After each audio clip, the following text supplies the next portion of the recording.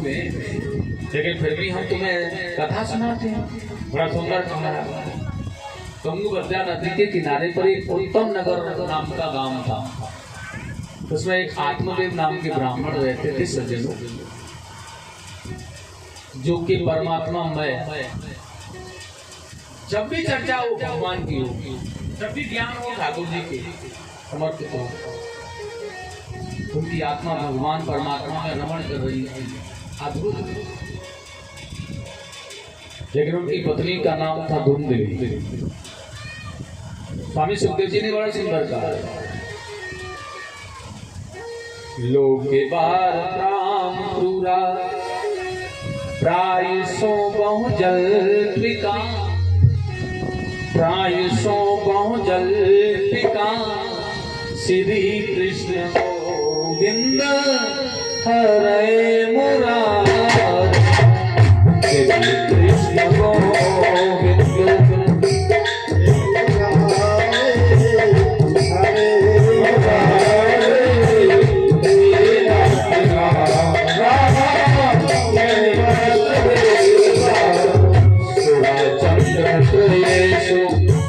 कृष्ण नाम कलह प्रिया, कृष्ण नाम कलह प्रिया, श्री कृष्ण गोविंद हरे मुरारे, श्री कृष्ण गोविंद हरे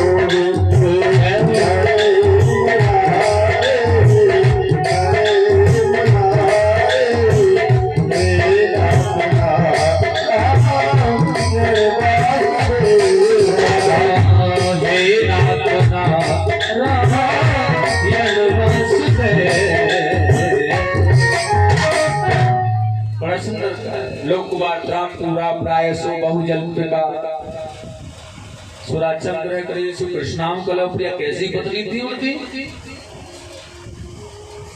उनकी बुद्धि विकार, स्वयं अपने आप की सहानुभूति कराने वाली, प्रधान का मतलब परिवार में रहकर के अपनी हुक्म चलाने वाली देवियों को धुंधली कहा जाता है।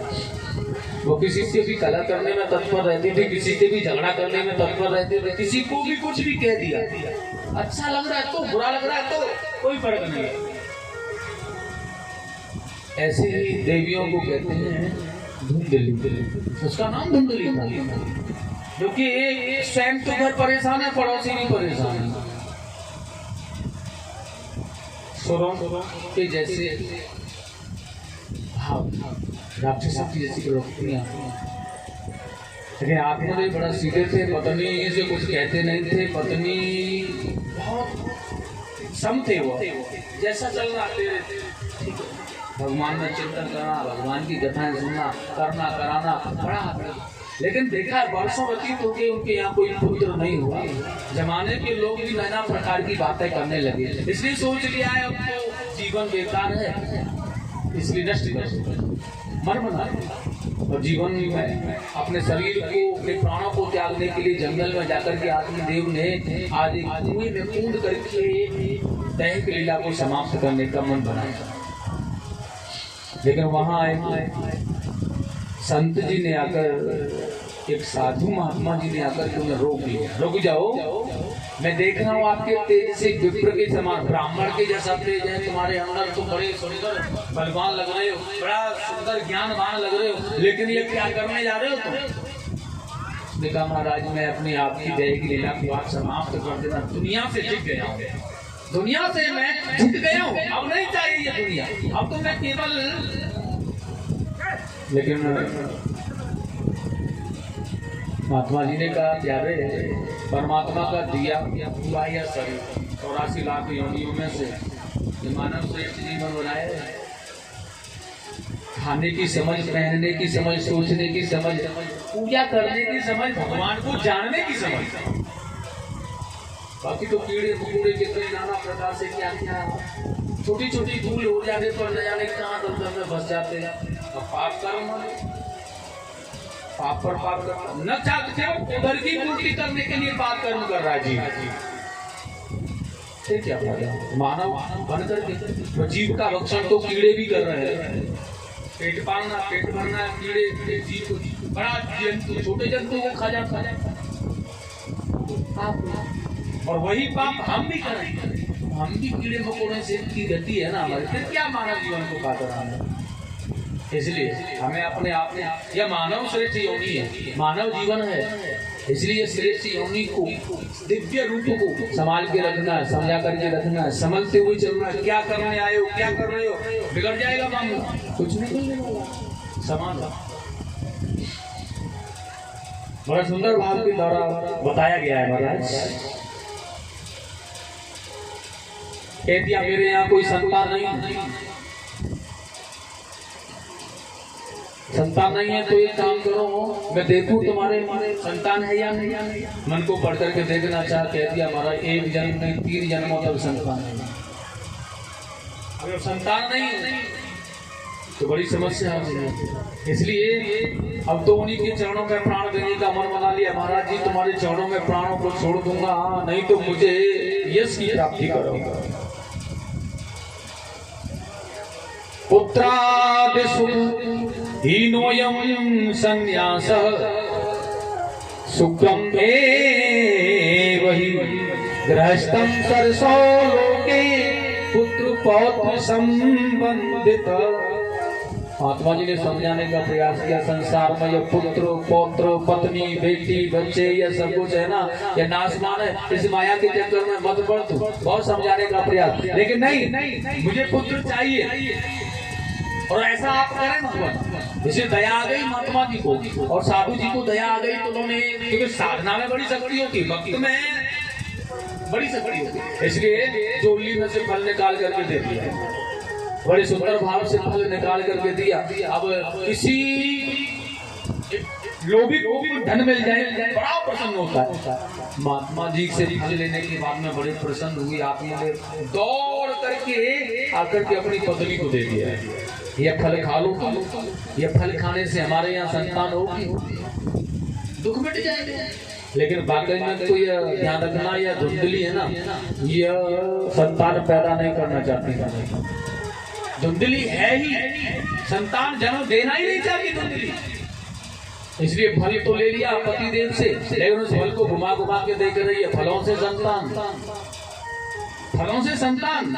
किसी ने पागल बना दिया, ले आए, बस कोई कुछ भी दे देता है, ले आते हैं, जैसा भी कह देता है मान लेते हैं। इतने भोले भाले हैं यार, इनके अंदर कोई समझ नहीं है, लेकिन डर हाल कितना प्यारा है। कोई संतान नहीं हो रही है इसलिए खा ले धुंधली, लेकिन मन बनाया वाकई में किसी साधु महात्मा ने दिया होगा तो बड़ी शक्ति होती है उनके अंदर, ऐसा न हो कि मैं गर्भवती हो जाऊं, मैं फल खाने से पुत्र जन्म हूं, क्योंकि मैं पुत्र जन्म देना नहीं चाहती, डर लग रहा है अगर मैंने इस फल को खा लिया मैं गर्भवती हो जाऊंगी। और जब संतान को जन्म देती है ना माताएं, तो मैं देखती हूँ बड़ा कष्ट पाती है ये। सबसे पहले तो शरीर का स्वास्थ्य बिगड़ जाता है,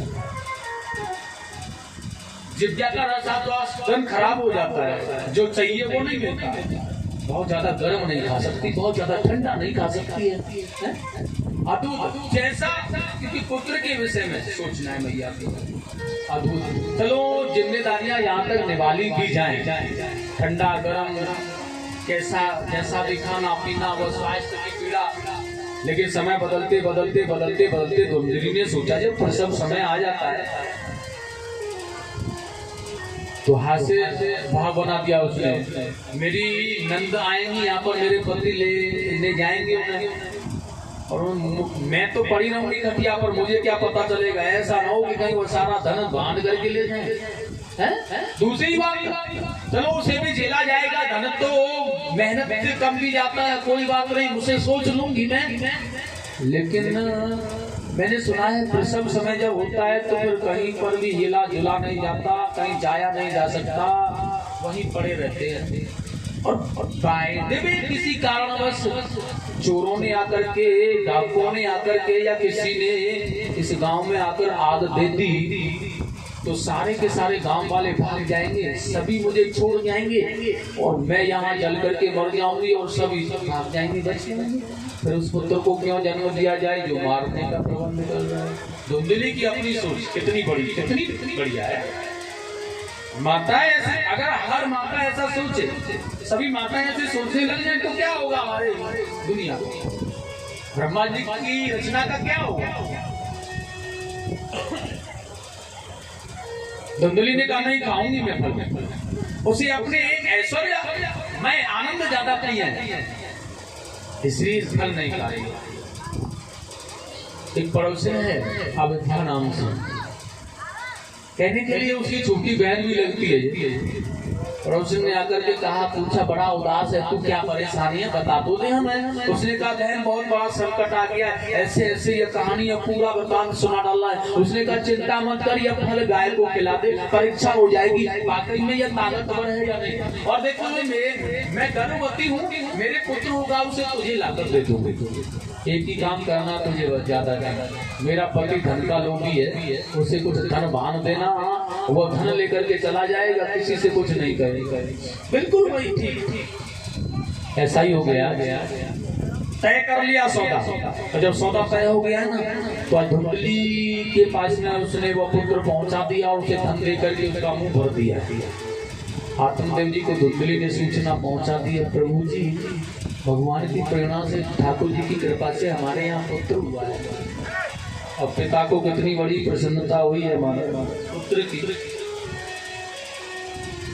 ब्याजी महाराज तो पीछे ही भागने लगे। ये सांसारिक पुत्र की पिता की क्या हालत होगी जब पुत्र की खबर और संतान न होने के बाद अगर सुन रहा है तो कितनी बड़ी प्रसन्नता।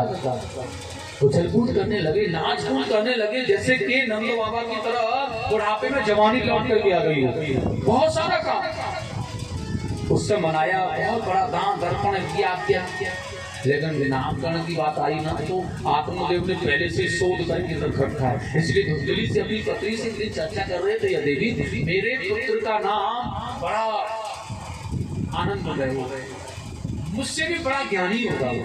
मेरा नाम आत्मदेव है, इसलिए मेरे पुत्र का नाम परमात्मा देव होगा। लेकिन धुंधली की सोच तो दूसरी है। उसने देखा आत्मदेव और परमात्मा देव ये मिलता जुलता है, और उसने बेकार मिलता जुलता है, मतलब आत्मदेव परमात्मा देव ये अपने से नाम जोड़कर रख लेंगे तो ये नीति बात मानेगा, मेरी कहाँ मानेगा। इसलिए वोट इनके बढ़ जाएंगे या फिर मुझे तो बिल्कुल भी नहीं गिना। इसलिए सोचने लगी, सुनो अपने पास रखने के लिए मेरा पुत्र है, मेरा भी अधिकार है, प्रसव मैंने किया, पीड़ा मैंने सहन की, सब कुछ मैं सहन करती। नंबर आ गया नामकरण करने का तो मेरा पुत्र कहां से आ गया तुम्हारा। इसलिए मुझे भी तो, मैंने भी तो सोच रखा है ना कुछ। आत्मदेव सीधे से इसलिए कह दिया, क्या सोच रखा है बताओ। धुंधली ने कहा मेरा पुत्र है इसलिए मेरा नाम धुंधली है, मेरे पुत्र का नाम होगा धुंधकारी। उसकी सोच यहीं तक थी क्योंकि मिलता जुलता है, आत्मदेव परमात्मा देव, धुंधली धुंधकारी मिल गए। आत्मदेव जी ने कहा ठीक है आपकी जैसी अच्छा है चले। धुंधकारी। लेकिन यहाँ ठीक 3 महीने के बाद में वह माता गाय भी जन्म दे रही है पुत्र को, जिन्हें फल दिया। बड़ा अद्भुत बालक है ये। आत्मदेव बड़े प्रसन्न हुए, मेरे यहाँ गायों ने बछड़े देने बंद कर दिया था, लेकिन आज ये पुत्र पैदा करा रहे हैं। ठाकुर जी महाराज ये संत कृपा बड़ी सुंदर, लेकिन ये अद्भुत बालक निकला है। ये सारा मानव के जैसा शरीर है इसका, बड़ा अद्भुत है, बड़ा सुंदर है, लेकिन कान गाय के समान है। आत्मदेव जी ने मन बना लिया वो धुंधली का पुत्र है, धुंधकारी है, यह गाय का पुत्र है, इसलिए इसको भी हम नहीं अपने कोई नाम, इसलिए बड़ा सुंदर प्यारा गाय का पुत्र है। इसकी गौकर्ण, एक तो गौकर्ण किसे कहते हैं सुनने की बात है, गौ माने वाणी, कर्ण माने या इंद्री हमारी कान, मतलब वाणी के द्वारा भगवान की कथा कहने वाला, कानों के द्वारा भगवान की कथा सुनने वाला, ये दोनों ही गौकर्ण होते हैं। एकाग्रता, एक गौ माने गाय, कर्ण माने जिसके गाय के समान कान है, गाय के द्वारा उत्पन्न होने वाला है, वह गोकर्ण हो सकता है। ये दोनों ही बातें बड़ा सुंदर, वो दोनों ही गुण थे उनके अंदर। धीरे धीरे ये बालक बड़े होने लगे, बड़ा सुंदर कहा है नारद जी को। जब ये पढ़ने लगे, धीरे धीरे बड़े हुए, गुरुकुलों में जाने लगे, विद्या अध्ययन करने लगे ना, तो ये धुंधकारी है ना, बचपन से ही बड़ा ही दंड प्रवृत्ति का है, मार्ग में कांटे लगा देता है, पड़ोसियों को तंग करता है, गुरुकुल में जाकर अध्यापकों को बहुत पत्थर बरसाता है, पड़ोसियों को दुख देता है, गालियां देता है, गाली गलौज करता है, अपशब्द अपवाद करना प्रारंभ कर दिया, इसकी मां सराहना करती रहती है। लेकिन गोकर्ण जी बड़े सादा प्रवृत्ति के, जवान हो गए विद्या अध्ययन करते करते। बड़ा सुंदर भाव है महाराज। गोकर्ण बहुत बड़े विद्वान पंडित हो गए हैं और ये धुंधकारी बहुत बड़ा खल मारे दुष्ट हो गए। गोकर्ण पंडितों ज्ञान धुंधकारी महाखल, ये गोकर्ण बहुत प्रसिद्ध इतने बड़े योगी विद्वान ज्योतिष में प्रकांड विद्वान पंडित हो गए कि इनके पिता से भी इनका श्रेय आगे चला गया। कोई भी नगरवासी कोई भी व्यक्ति बिना इनके पीछे कोई कार्य ही नहीं करता है। इतने निष्ठावान इतने धर्मशील मर्मत के ज्ञानी महापुरुष हो गए गोकर्ण जी।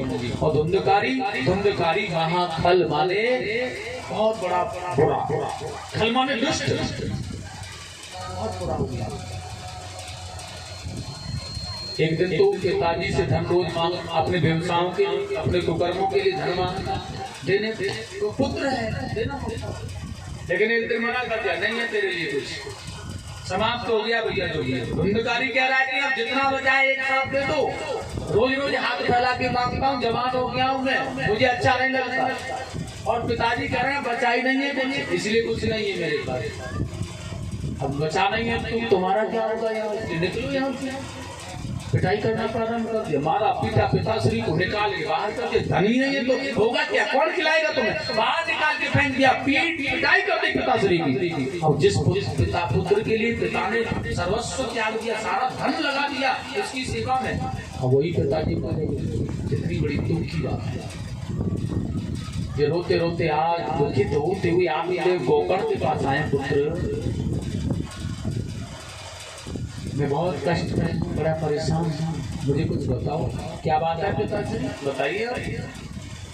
आत्मदेव जी ने कहा पुत्र ये बताओ, अपने के द्वारा अगर किसी को कष्ट होता है, अपनों के द्वारा पीड़ा होती है, तो उस समस्या में क्या करना चाहिए। गोकर्ण सब जानते हैं, आत्मज्ञानी है ये, इसलिए कह दिया सुनो पिताश्री, सबसे पहले इस बात को ध्यान रखो, अपना ही स्वयं का विवेक अपने काम आता है, किसी दूसरे का नहीं। अपना विवेक इसी उसे अर्जित करने में ध्यान लगाओ, उसे प्रसन्न करने में ध्यान लगाओ, उसे इकट्ठा करो, इधर उधर मत करो।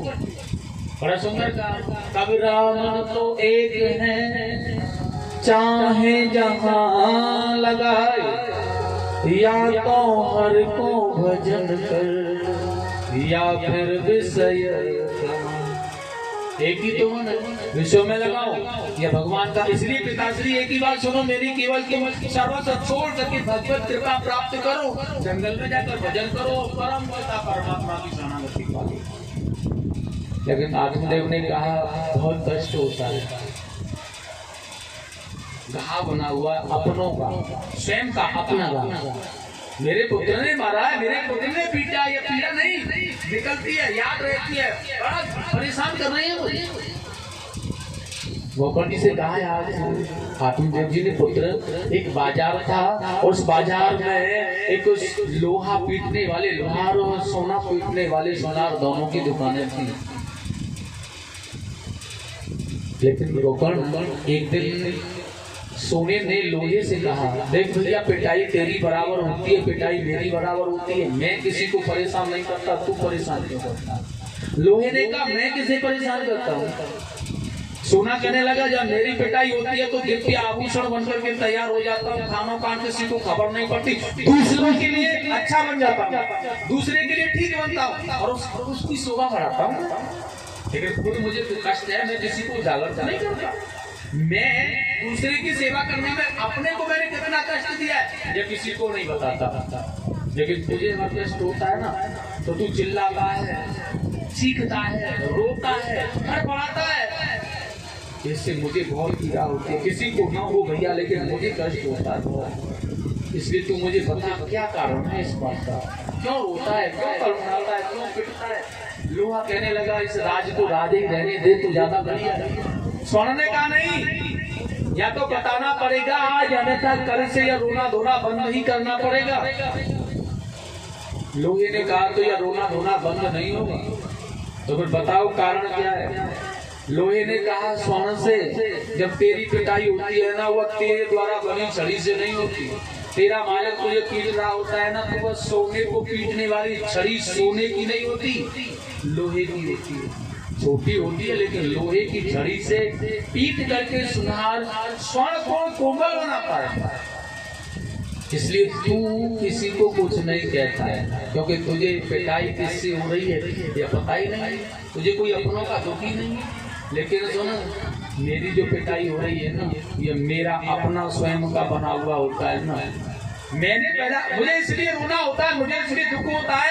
अगर मैं तुझे पैदा नहीं करता ना, मैंने अगर तुझे बनाया नहीं होता ना, तो तू मुझे क्यों पीट रहा होता है? मेरा यही तो दुख है कि मैंने तुझे पैदा किया, मैंने ही बनाया, मुझे ही पीट रहा है।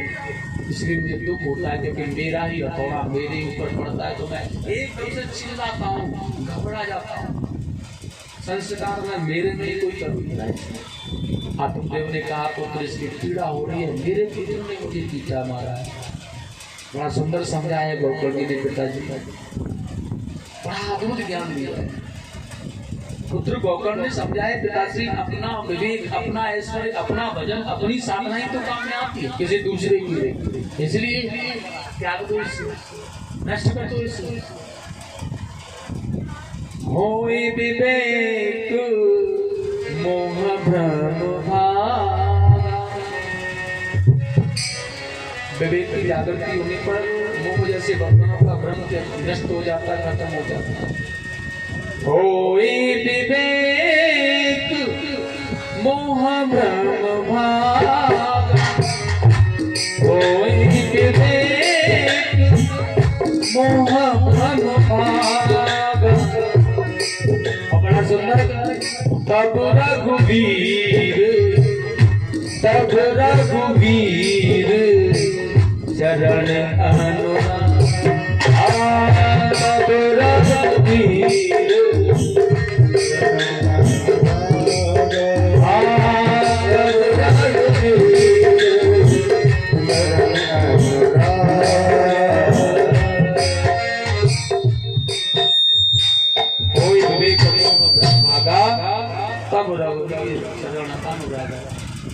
अंदर का ज्ञान, अंदर का वो अंधकार निकला, मिट गया गोकर्ण के प्रकाश से, दिव्य ज्ञान से।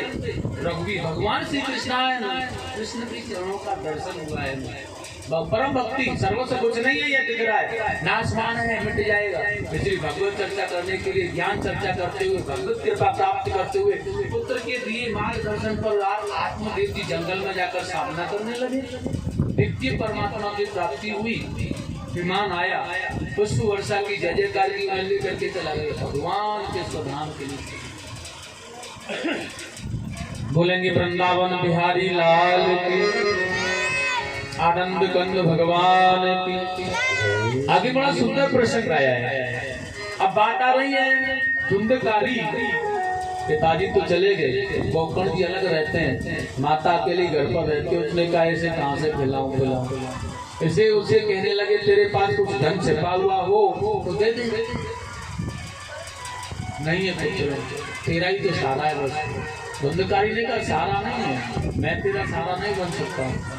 इसलिए माता को बहुत पीटा, बहुत तड़पाया, बहुत परेशान किया, घर से बाहर निकाल दिया, ऐसे पकड़ करके खींचने लगाया। और मैया ने तो आज कूप में जाकर के प्राणों को त्याग दिया। संसार का भय है, इसके लिए ही तो किया था तुमने, इसके लिए कमाया था ना तुमने, सर्वस्व इसके लिए लुटा दिया। इसलिए देखिएगा माता को कष्ट दिया है धुंधकारी ने, इसलिए माँ कुएं में कूद करके मर गई, अकेला रह गया। अब आराम से कमाता है और आराम से खाता है। ये 5 वैश्याओं को लेकर के आया है, चोरी करता है, डाका डालता है, चोरी करके लाता है, कमाता है, खाता है, उनकी उधर पूर्ति को करता है। कैसे भी जो चाहती है, जो मांगती है, वही उन्हें देता है।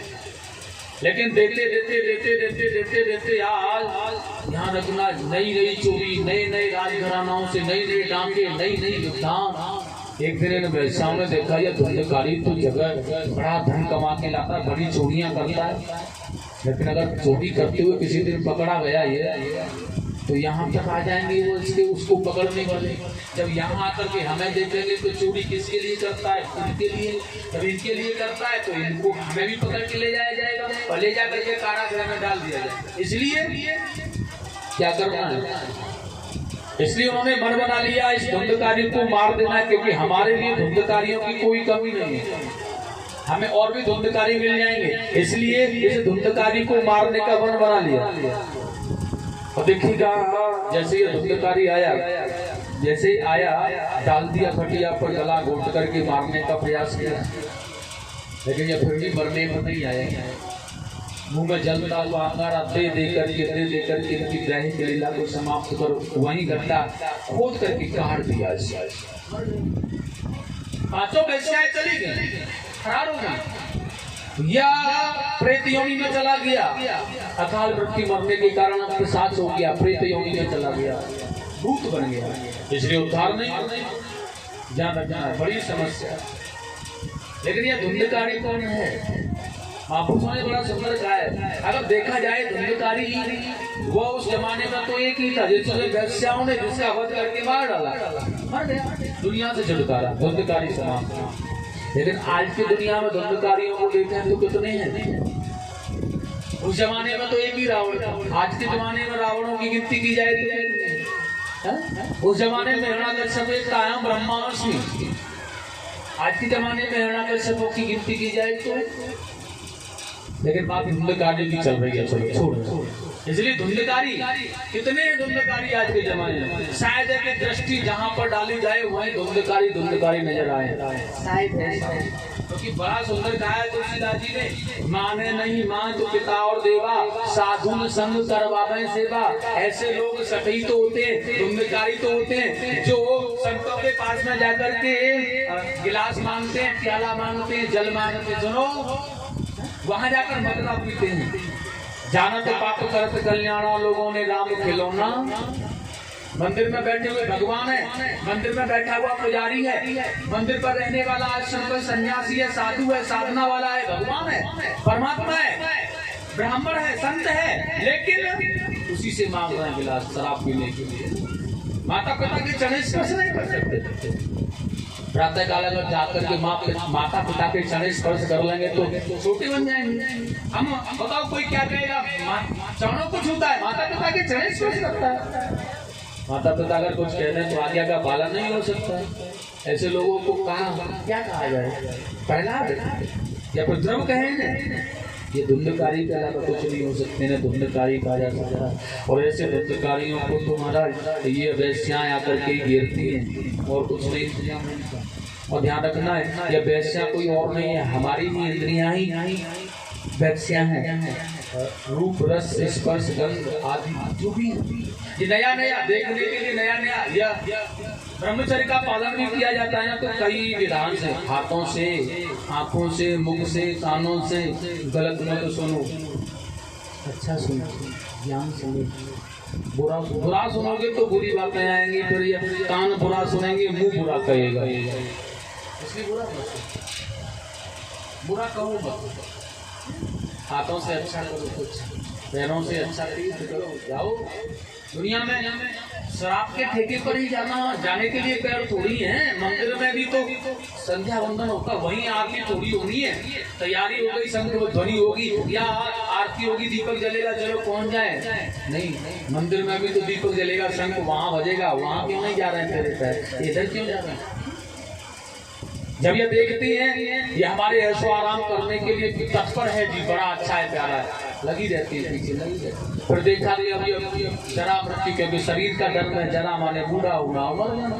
अब देखा कि हमारे लायक नहीं है, चोरी कैसे करेगा, धंधा कैसे खिला पिलाने में असमर्थ रहेगा, इसलिए देखा इसे जर्जर, ये अपने विषयों के कारण से जर्जर बना देती है, सुखा सुखा। और फिर देखा कि अब नहीं बचती है इसके, इसलिए से फिर छोड़ करके चली जाती है। और जब इसे छोड़ करके जाना चाहते हैं तो यह तड़फड़ाता है, गोविंदाय नमो। क्यों बंधन में पड़ा है, इन्हें निकाल कर तो इसे ऐसे मुंह को नहीं, धुंधकारी नहीं बनना है। लेकिन ये प्रेत योनि में चला गया, भूत बन गया है। बहुत समय बीतते, श्राद्धों से लौटने के बाद, तीर्थों से लौटने के बाद गोकर्ण जी यहाँ पर पधारे। तो देखिए रात्रि का समय है सज्जनों, इसलिए रात्रि के समय पर गोकर्ण जी गांव के निकट आए। कोई काला कम्बल ओढ़ लिया है, मुंह ढक लिया है। अब यह क्यों ढका है? धीरे से चुपके से जा रहा है। जो ऐसे महान प्रकाशित ज्ञानवान उत्कृष्टता ज्ञानी गोकर्ण जी, अगर किसी बालक को भी खबर मिल जाए तो पूरा गांव भाग करके यहाँ आ जाए। वह कंबल से मुंह छिपा करके क्यों जा रहे हैं? क्या कारण है इसका? क्योंकि ये सदपुरुष जो होते हैं ना, ऐसा ही करते हैं। वो देख रहे हैं रात्रि का समय हो गया है और रात्रि के समय सभी शयन कर रहे होंगे, परेशान होंगे, कोई किसी से। और मेरी खबर कोई भी बच्चा देख लेगा तो गांव में जाकर देगा। गांव वाले रात्रि के समय भागे चले आएंगे मेरे सत्कार के लिए, मेरे सम्मान के लिए, और कुछ नहीं है। और ऐसे सम्मान से क्या फायदा जो दूसरों को कष्ट दिया जाए? ऐसा सम्मान किस काम का जो कि दूसरों की नींद उड़ाई जाए, दूसरों को भगाया जाए, परेशान किया जाए। इसलिए गोकर्ण जी ने कुछ ही तो सोचा, काला कमर ओढ़ करके चुपके से अपने घर में ही चले गए। रात्रि को व्यतीत करनी है तो क्या प्रातः मिल रहा है, क्यों कष्ट दें? आज के जमाने में उल्टा हो जाता है। कैसे भी आ रहे हैं, जा रहे हैं, तो सबको पता न चले तब तो कोई बात नहीं। लेकिन गोकर्ण जी ने कहा प्रातः सबसे मिलेंगे, सबसे दर्शन होगा। रात्रि में परेशान किसी को नहीं करना चाहिए। ये साधुता नहीं होती, ये साधना नहीं होती। किसी को परेशान करना साधना नहीं है, साधुता नहीं है। किसी पर उपकार करना, किसी के कष्टों को निकालना साधना है, किसी को सहायता करना है। और चुपके से जाकर अपने घर में खटिया को डाला, विश्राम करने लगे। उसी समय ना और धुंधकारी नाना प्रकार की बातें करने लगा। कभी चिल्लाने की, कभी रोने की, कभी उगने की, कभी दहाड़ने की। अद्भुत गोकर्ण जी ने कहा कौन है भैया तू, मुझे क्यों परेशान कर रहा? मुझे परेशान करने से मिलेगा क्या? लेकिन ये कुछ कहना चाहता है, बोला नहीं जा रहा इससे। इसलिए आज पवित्र जल लेकर के कमंडल से छिड़का इसके ऊपर गोकर्ण जी ने। वाणी स्खलित हो गई इसकी।